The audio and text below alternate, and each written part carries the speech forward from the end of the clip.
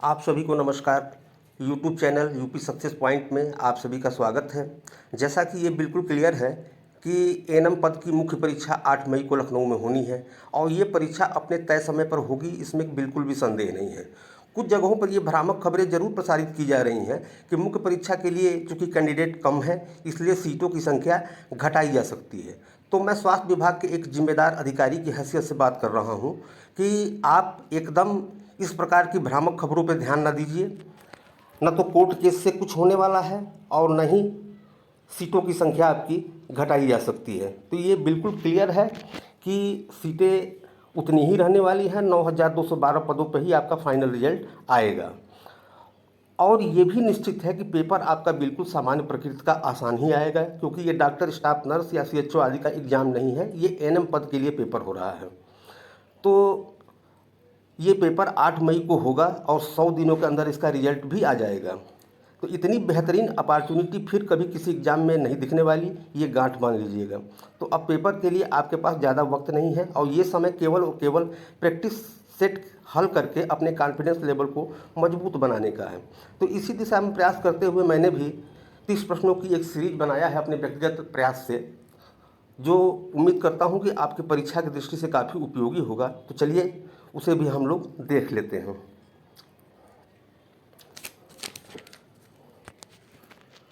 जैसा कि पहला प्रश्न है, प्रयुक्त दवाओं का अवशोषण शरीर के किस भाग में सबसे अधिक होता है? यानी जो दवाएं हम इस्तेमाल करते हैं उसका अवशोषण शरीर के किस भाग में सबसे अधिक होता है?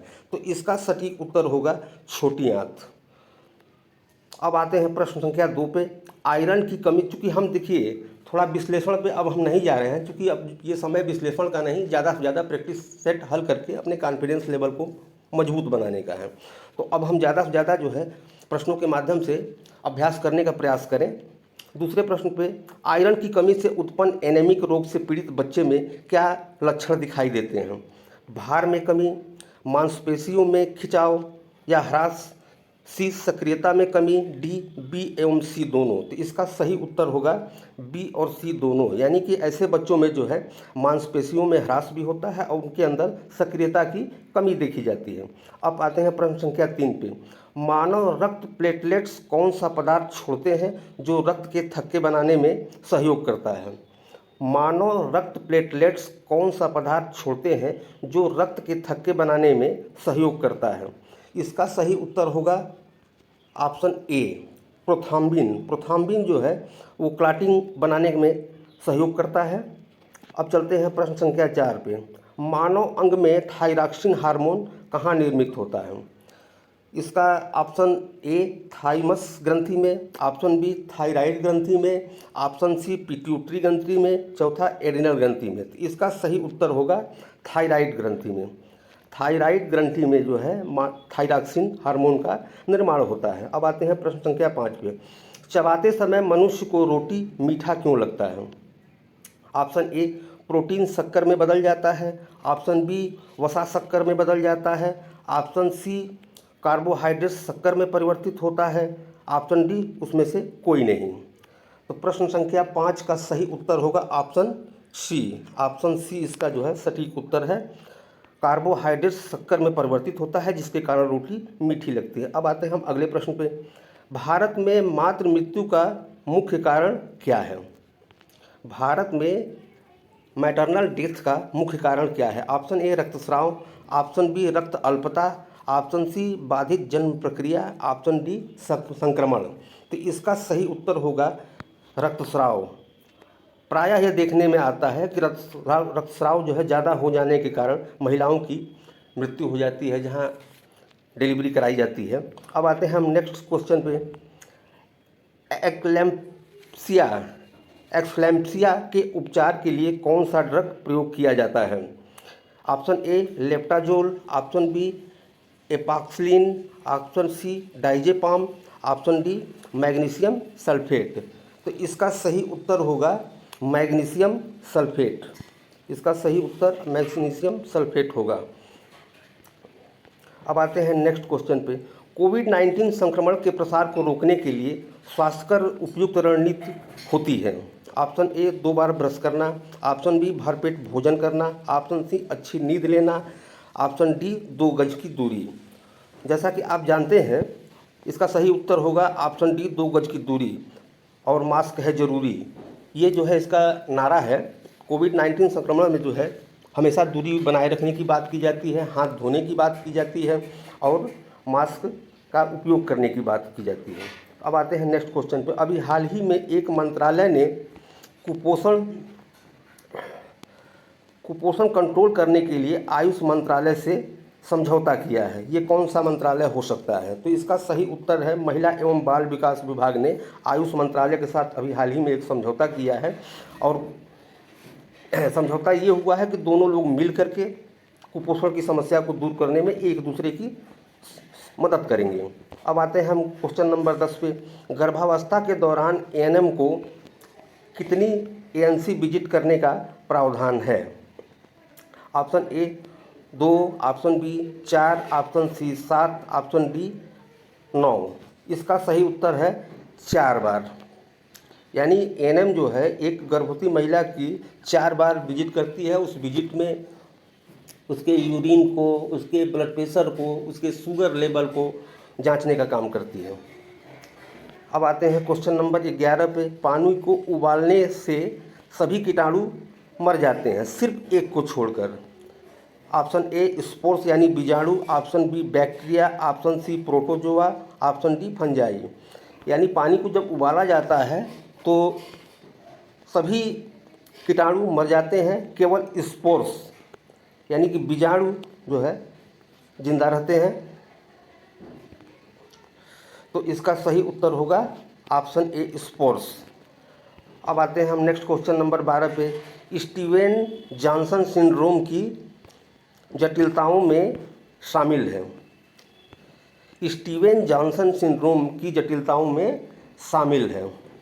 ऑप्शन ए अनुपचारित sepsis, option B keratoconjunctivitis, option C conjunctival retraction, option D corneal घाव। तो इसमें मतलब इसमें देखना है कि अब ऑप्शन में क्या क्या चीज़ें इसमें शामिल हो सकती हैं। Option A 1 2 3, option B 2 3 4, option C 1 2 4, option D 1 2 3 4। तो इसमें जो है सारी चीज़ें शामिल होती हैं। 1 2 3 4 ये सभी इसमें शामिल होती हैं। अब आते हैं हम नेक्स्ट क्वेश्चन नंबर 13 पे। मानव शरीर में लाल रुधिर कणों यानी आरबीसीज की जीवन काल कितना होता है? ऑप्शन ए 100 दिन, ऑप्शन बी 130 दिन, ऑप्शन सी 120 दिन, ऑप्शन डी 150 दिन। तो ये एक आसान टाइप का क्वेश्चन है और हम उम्मीद करते हैं कि लगभग सबको मालूम होगा। तो इसका सही उत्तर होगा ऑप्शन सी यानी 120 दिन। आरबीसी जो है 120 दिन इसका जीवन काल होता है, वो हमारे शरीर में बना रहता है। अब आते हैं हम नेक्स्ट क्वेश्चन पे। सामान्यतया कौन सा एंजाइम मनुष्यों में विद्यमान नहीं होता है?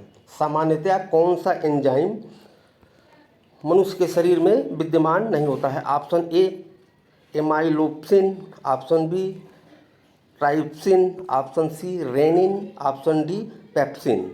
इसका सही उत्तर होगा रेनिन। रेनिन जो है मनुष्य के शरीर में ये विद्यमान नहीं रहता है।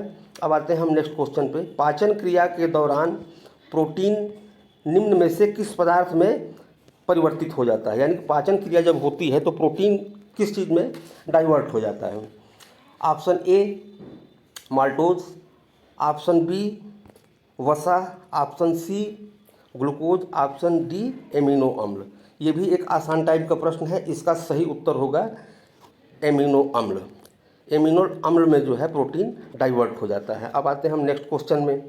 मानव जीभ में सामान्यतया कितनी स्वाद कलिकाएं मौजूद रहती हैं? यानी मानव जीभ में जनरली कितनी स्वाद कलिकाएं मौजूद रहती हैं? ऑप्शन ए 2000 से 8000, ऑप्शन बी 1 मिलियन से 10 मिलियन, ऑप्शन सी 10 मिलियन से अधिक, ऑप्शन बी 50 से 1 लाख तक। तो इसका सही उत्तर होगा ऑप्शन ए यानी 2000 से लेके 8000 तक स्वाद कलिकाएं मौजूद रहती हैं। अब आते हैं नेक्स्ट क्वेश्चन 17 नंबर पे।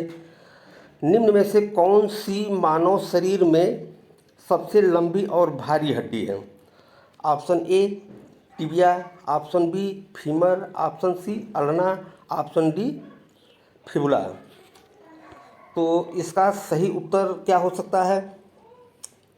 इसका सही उत्तर होगा फीमर। मानव शरीर की जो सबसे बड़ी हड्डी होती है वो फीमर होती है, तो इसका सही उत्तर होगा फीमर। अब आते हैं नेक्स्ट क्वेश्चन पे। मानव शरीर के किस अंग में पसीने वाली ग्रंथियां उपस्थित रहती हैं?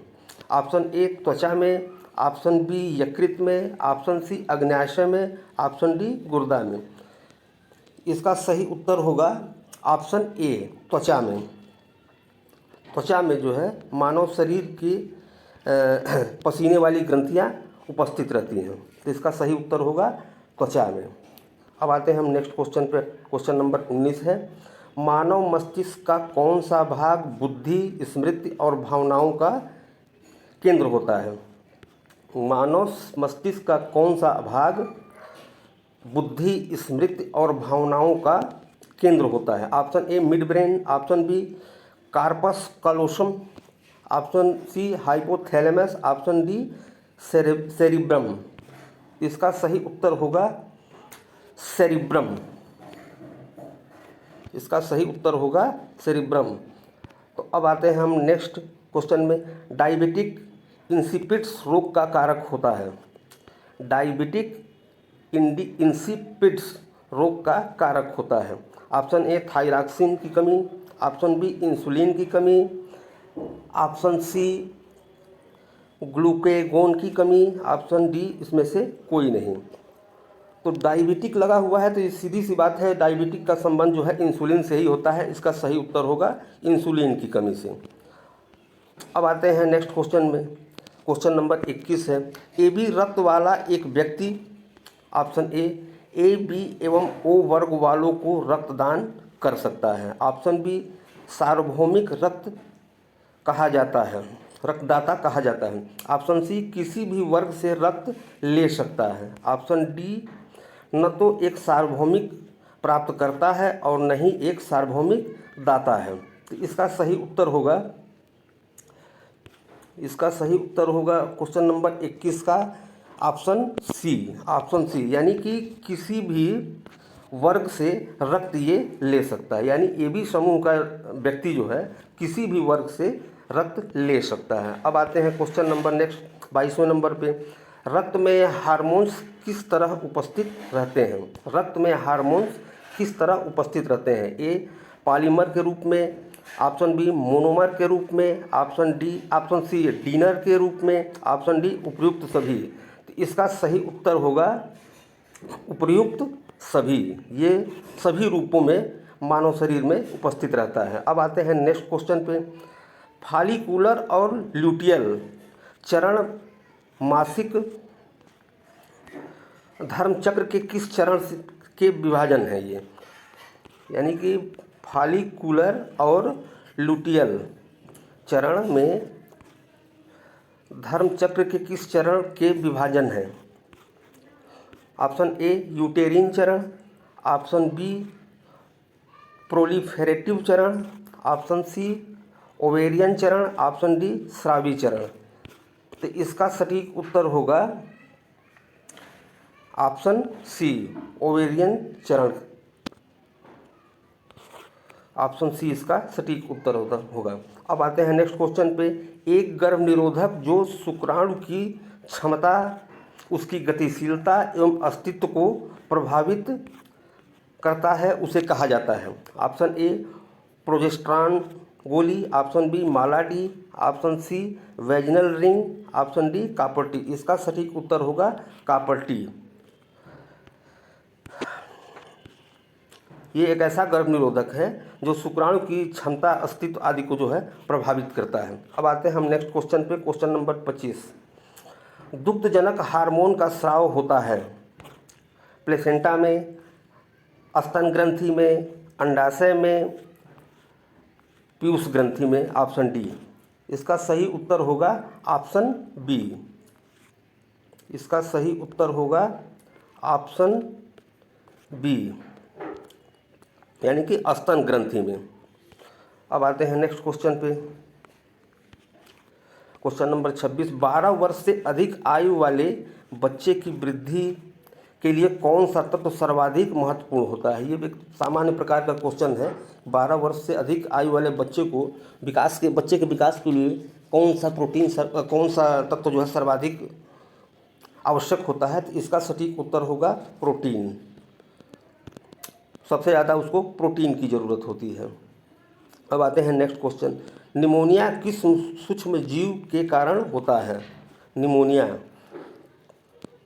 क्वेश्चन नंबर 27, निमोनिया किस सूक्ष्म जीव के कारण होता है? तो इसका सही उत्तर होगा बैक्टीरिया के कारण होता है, यानी जीवाणु।